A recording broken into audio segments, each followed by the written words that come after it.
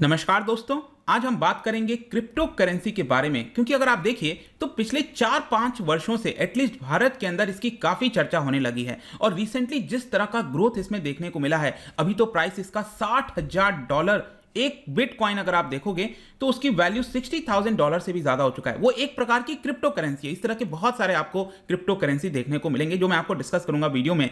लेकिन फाइनली अब ऐसा दिख रहा है कि सरकार इसको लेकर बहुत ज्यादा अब सीरियस हो गई है, क्योंकि यहां पर आप देखिए खुद पीएम मोदी के द्वारा यहां पर इसके बारे में एक मीटिंग बुलाई गई थी, चेयर किया गया था। और काफी ज्यादा कंसर्न है गवर्नमेंट के अंदर, रेगुलेटर्स के अंदर कि किस तरह से हमें इसको आगे बढ़ाना है। अगर आप एक्सपर्ट्स की राय मानेंगे, आप देखिए जो राकेश झुनझुनवाला जी हैं जो बड़ी मात्रा में यहां पर स्टॉक मार्केट में निवेश करते हैं, उनसे पूछा गया कि यहां पर आप बिटकॉइन के बारे में क्या सोचते हो, तो उन्होंने जस्ट रबिश कह दिया। उन्होंने कहा कि मैं इसको सिंगल डॉलर में भी नहीं खरीदूंगा। तो क्योंकि उनका एक मेन कहना था कि कोई सॉवरेन नहीं है, ये सरकार के पास इसका कंट्रोल नहीं होता है, और कोई भी सरकार यहां पर जो पैसा है, मनी है, उसका कंट्रोल नहीं खो सकती। क्योंकि अगर वो खोएगी तो एक प्रकार से, क्योंकि अल्टीमेटली सरकार के पास है क्या, यहां पर पैसा ही है जिसके माध्यम से सभी कुछ चीजों को कंट्रोल किया जा सकता है। कोई भी आप काम करोगे वहां पर पैसा चाहिए, तो वो जो कंट्रोल है वो सरकार शायद नहीं खोएगी। और इसीलिए उन्होंने कहा कि मुझे इसके बारे में कोई फ्यूचर नहीं दिखता है। लेकिन क्योंकि अगर आप देखोगे तो लोगों के अंदर इसमें बहुत ज्यादा क्रेज आ गया है, और यहां पर कुछ ऐसे चीजें हुई हैं, मीटिंग के अंदर बयान दिए गए हैं,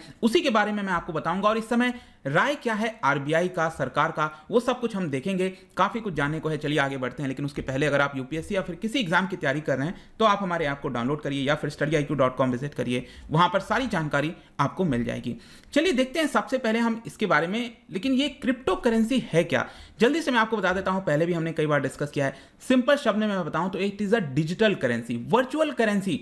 अब आप में से कुछ लोग क्वेश्चन पूछ सकते हैं, तो वर्चुअल करेंसी, जैसे कि कुछ लोग कहेंगे कि पेटीएम भी तो है, वहां पे भी तो आप वर्चुअली पैसे को ट्रांसफर कर रहे हो। लेकिन बेसिक डिफरेंस आपको समझना है।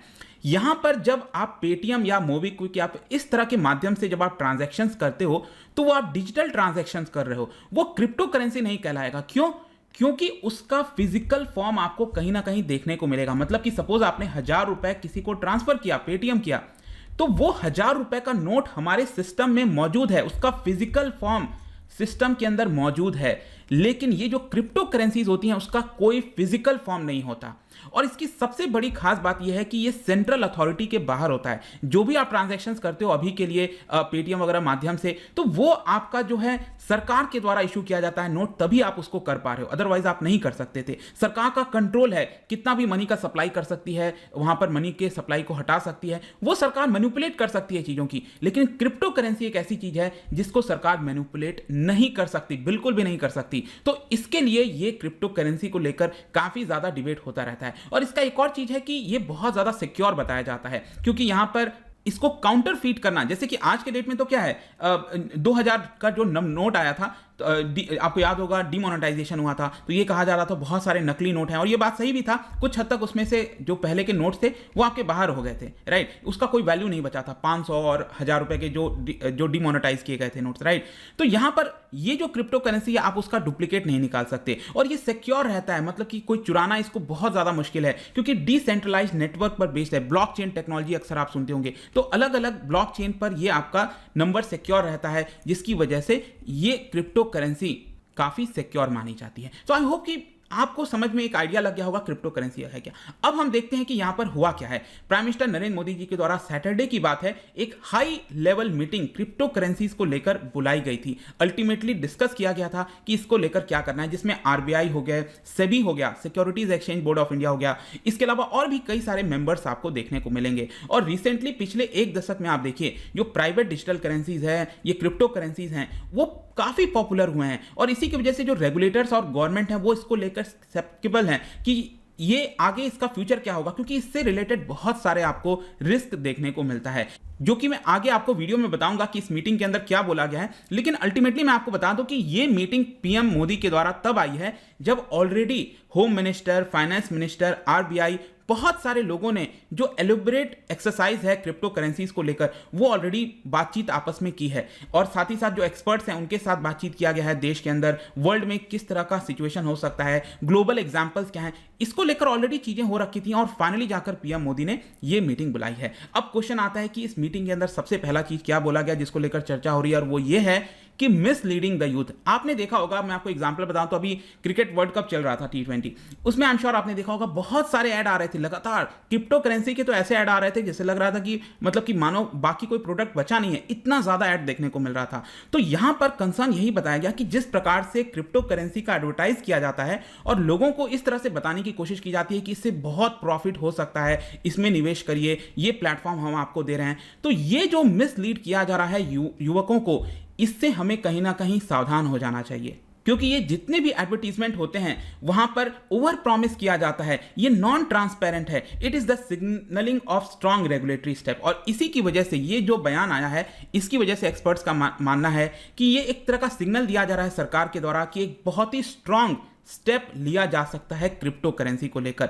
साथ ही साथ इस मीटिंग के अंदर यह भी बोला गया कि हमें इसको अनरेगुलेटेड नहीं रहने देना है, मतलब इसको रेगुलेट करना पड़ेगा, क्योंकि अगर हम इसको रेगुलेट नहीं करेंगे, मतलब सरकार आरबीआई इसके ऊपर जांच नहीं बैठाएगी, तो ये मनी लॉन्ड्रिंग का केस हो सकता है। मतलब कि इससे बहुत सारे मनी लॉन्ड्रिंग, आज के डेट में भी आप देखिए मनी लॉन्ड्रिंग होते होंगे, ड्रग्स हो गया, टेरर फाइनेंसिंग हो गए, वहां पर जो भी पेमेंट करना है लोग क्रिप्टो करेंसी से कर रहे हैं, क्योंकि आप उसको ट्रैक नहीं कर पाओगे। मैंने आपको पहले ही बताया था क्रिप्टो करेंसी में कि जो सेंट्रल बैंक होती है उसका कोई पावर ही नहीं है उसके ऊपर। आज के डेट में आप कोई भी ट्रांजैक्शंस करते हो बैंक वगैरह के माध्यम से कुछ भी, तो यहां पर सरकार एटलीस्ट पता तो लगा लेती है ना, ट्रैक कर लेती है कि कहां कहां अकाउंट में ट्रांसफर हुआ, कैसे हुआ। आप क्रिप्टो करेंसी में कैसे पता लगाओगे? तो ये एक बहुत बड़ा जरिया बन जाता है मनी लॉन्ड्रिंग का, टेरर फाइनेंसिंग का। तो इसको हमें रेगुलेट करना बहुत जरूरी है। साथ ही साथ ऐसा नहीं कह रही है सरकार, देखो सरकार ये नहीं कह रही कि हम बैन कर देंगे, आप इसका ये मतलब मत निकालना। सरकार ये कह रही है कि हमें फैक्ट इसका पता है कि अभी भी इवॉल्विंग टेक्नोलॉजीज हैं और इसी की वजह से हमें क्लोज वॉच इसके ऊपर रखना होगा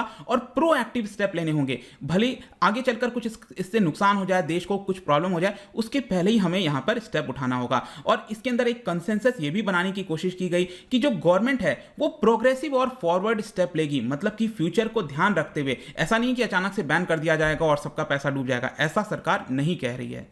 सरकार का बेसिकली ये कहना है कि हमें इसको लेकर सावधान रहना है और इसको प्रॉपर तरीके से रेगुलेट करना है, और जितने भी स्टेक होल्डर्स हैं, एक्सपर्ट्स हैं, उनके साथ बातचीत होगी। और क्योंकि क्रिप्टो करेंसी क्या है ना कि ये बाउंड्रीज को नहीं देखता है, ये ज्योग्राफिकल बाउंड्रीज से अक्रॉस जो ट्रांजैक्शंस वगैरह हैं बहुत आसानी से हो जाते हैं। तो हमें एक प्रकार का ग्लोबल पार्टनरशिप बनाना पड़ेगा, अलग अलग देशों के साथ कलेक्टिव स्ट्रैटेजीज बनानी पड़ेंगी। तो ये सब चीजें यहां पर इस मीटिंग से निकल कर आई हैं और आगे देखना होगा कि फर्दर क्या स्टेप लिया जाता है। अभी के लिए ये खबर थी, लेकिन क्वेश्चन अब ये आता है कि अलग अलग एजेंसी, स्पेशली आरबीआई, ये क्योंकि आरबीआई के अंडर में आ जाता है, ये करेंसीज वगैरह की हम बात करें, आरबीआई इसको लेकर क्या सोचती है? देखिए काफी लंबे समय से आरबीआई का बहुत स्ट्रांग व्यू रहा है अगेंस्ट क्रिप्टो करेंसी।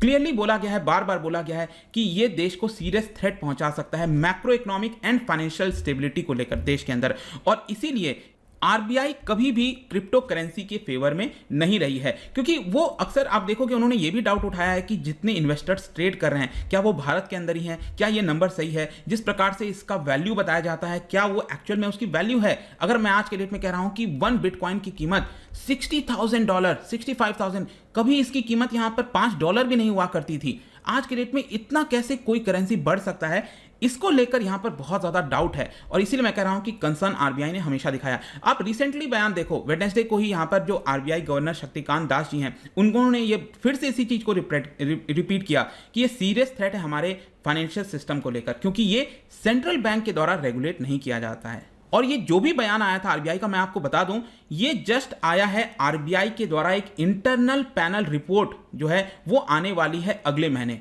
माना जा रहा है कि अगले महीने एक आरबीआई के द्वारा इंटरनल पैनल जो है वो बैठाया गया था, उनकी रिपोर्ट आने वाली है। अब मैं आपको थोड़ा इसके बारे में बता देता हूं कि सुप्रीम कोर्ट का क्या मत रहा था, आरबीआई ने क्या किया था, जिसकी वजह से ये इंटरनल पैनल बनाना पड़ गया था। बेसिकली क्या हुआ कि आरबीआई ने एक सर्कुलर जारी किया था कुछ साल पहले, जिसमें यहां पर जो क्रिप्टो करेंसीज हैं उसको एक प्रकार से बैन कर दिया था। लेकिन 2020 में आपको याद होगा मार्च के महीने सुप्रीम कोर्ट ने आरबीआई के इस सर्कुलर को नलिफाई कर दिया, मतलब ये कहा कि आरबीआई इसके ऊपर बैन नहीं लगा सकती। इसके अलावा एक और चीज मैं आपको बताऊं, आरबीआई ने एक और ऑर्डर किया था 2018 में कि जो सर्विसेज प्रोवाइड करते हैं क्रिप्टो करेंसीज का, उसके ऊपर भी पाबंदी लगाई जा रही है। लेकिन इसको लेकर भी अभी जस्ट 6-7 महीने पहले मार्च 2021 में आरबीआई ने कहा था कि नहीं, आप इस तरह से सर्विसेज प्रोवाइड नहीं करोगे तो क्रिप्टो करेंसी डील कैसे होगी। ठीक है। तो इसको लेकर सुप्रीम कोर्ट ने जस्ट उल्टा कर दिया था आरबीआई का जो भी फैसला था, और इसी की वजह से इस साल फरवरी 2021 में सेंट्रल बैंक ने एक इंटरनल पैनल बनाया जिसमें उन्होंने यही बोला कि क्रिप्टो करेंसी को लेकर क्या करना चाहिए, उसका रिपोर्ट जो है वो अगले महीने आने वाला है। इसके अलावा एक और चीज मैं आपको बता दूं, डिजिटल करेंसी के बारे में अक्सर चर्चा होती है, तो आरबीआई ये कह रहा है कि चलो हम क्रिप्टो करेंसी के ऊपर उतना फोकस नहीं करेंगे, लेकिन अगर लोग इतना ही ज्यादा इंटरेस्टेड हैं ट्रांजैक्शंस करने के लिए तो आरबीआई खुद का एक ऑफिशियल डिजिटल करेंसी निकाल देगी। अब देखो डिजिटल करेंसी में सिंपल क्या होगा कि सपोज आरबीआई मार्केट के अंदर 1 लाख रुपए निकालना चाहती है, मतलब 1 लाख रुपए की सप्लाई बढ़ाना चाहती है, मतलब मार्केट में इकोनॉमी में 1 लाख रुपए आ जाएगा। अभी के लिए तो क्या होता है कि सिंपली 1 लाख रुपए का जो नोट है, 1000 का, 500, 2000 अलग अलग नोट का टोटल मिलाकर 1 लाख रुपए सप्लाई कर दिया जाता है, वो इकोनॉमी के अंदर आ जाता है। लेकिन डिजिटल करेंसी में क्या होगा कि यहां पर 1 लाख में से हो सकता है आरबीआई जो है वो 70 लाख रुपीज कैश के फॉर्म में निकाल दे, जो फिजिकल करेंसी है वो, और 30,000 रुपए वो पूरी तरह से डिजिटल, कहने का मतलब उसका कोई भी फिजिकल फॉर्म नहीं होगा। तो ये जो 30,000 होगा वो आपका डिजिटल करेंसी हो जाएगा। तो हो सकता है कि शायद जो क्रिप्टो करेंसी है देश के अंदर उसको बैन कर दिया जाए और जो डिजिटल करेंसी है आरबीआई वो अपना एक ऑल्टरनेटिव लेकर आ जाए। इसको लेकर देखिए बहुत समय से चर्चा तो चल रही है कि इसको लेकर बिल आएगा, कब आएगा नहीं पता, लेकिन मोस्ट प्रोबेबली माना जा रहा है या तो विंटर सेशन में या फिर जो आगे आने वाला बजट सेशन है वहां पर सरकार ला सकती है। इसके अलावा मैं आपको यह भी बता दूं, जो पार्लियामेंट के अंदर पैनल्स होते हैं, कमिटीज होती हैं, वो बहुत ही जल्द जो स्टेक होल्डर्स हैं क्रिप्टो करेंसीज के, उनके साथ मुलाकात करने वाली है। यहां पर जो एक स्टैंडिंग कमेटी है पार्लियामेंट के अंदर जिसको चेयर किया जा रहा है, आपको पता होगा लोकसभा मेंबर हैं and farmer junior finance minister हैं जयंत सिन्हा जी, वो इस पूरे कमेटी को लीड कर रहे हैं। और पहली बार ऐसा होगा कि पार्लियामेंट की जो कमेटी है वो क्रिप्टो करेंसी के स्टेक होल्डर्स के साथ मिलेगी, इंडस्ट्रीज के साथ बातचीत करेगी कि हम किस तरह से आगे बढ़ सकते हैं। देखना होगा क्या होता है, बट आई होप कि अभी के लिए आपको चीजें समझ में आ गई होंगी। क्योंकि क्रिप्टो करेंसी में आप देखो अलग अलग टर्म सामने आ रहे हैं। क्रिप्टो करेंसी बैंकिंग, मतलब कि आप क्रिप्टो करेंसी के लिए जिस तरह से नॉर्मल बैंकिंग फंक्शन होता है वैसे इसका भी कुछ फंक्शन स्टार्ट हो रहा है देश के अंदर। तो ये सारी चीजों को रेगुलेट करना बहुत जरूरी हो गया है और इसीलिए ये यहां पर मीटिंग बुलाई गई है। आई होप कि इससे रिलेटेड जो भी पहलू था वो आपको समझ में आ गया होगा। जाने से पहले एक बहुत ही इंटरेस्टिंग क्वेश्चन, क्या आप बता सकते हो कि bitcoin uses which network technology for transactions and mining? कौन से नेटवर्क का इस्तेमाल करती है बिटकॉइन? इसका राइट आंसर आपको पता ही है, मेरे इंस्टाग्राम पर तो मिलेगा ही, वहां पर अगर आप नहीं हो कोई बात नहीं, टेलीग्राम से भी ले सकते हैं इसका सही उत्तर। मैं कई सारे एमसीक्यूज यहां पर डालता रहता हूं स्टोरीज के फॉर्म में, आप जाकर प्ले कर सकते हो। बाकी अगर आपको पीडीएफ चाहिए तो टेलीग्राम पर आइए, अलग अलग सोशल मीडिया पर भी आप जुड़ सकते हैं। साथ ही साथ यूपीएससी या फिर किसी एग्जाम की तैयारी कर रहे हैं तो आप हमारे ऐप को डाउनलोड कर लीजिए। आई होप कि वीडियो आपको पसंद आया होगा। मिलता हूं next time, till then thank you very much, see you soon.